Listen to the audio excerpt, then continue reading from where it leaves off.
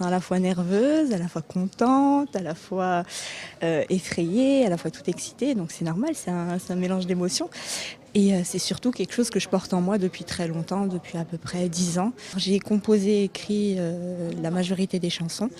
J'ai été coachée par un ange gardien de l'écriture qui s'appelle Ayoub Bel, qui est dans la famille DBF également, qui est un artiste incroyable. Donc c'est beaucoup de compositions, 2 ou 3 compositions qui m'ont été offertes.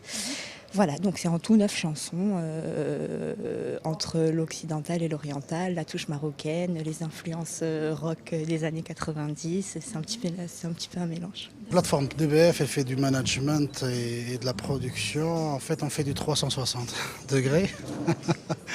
Et donc l'idée, c'est de permettre aux artistes qui ont un potentiel intéressant de percer de A et d'être produits d'une manière professionnelle et surtout d'être parrainés avec ce dont ils ont besoin et avec le conseil qu'il faut. Ils sont castés sur les critères artistiques.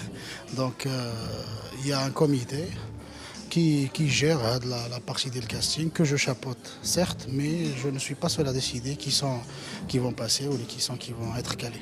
La stratégie de DBF pour l'instant, ce n'est pas vraiment une stratégie commerciale vu que l'industrie n'existe pas, c'est plutôt une stratégie participative du moment où il faut déjà créer une synergie autour de la musique, de la culture, et après, on voit le côté commercial de la chose.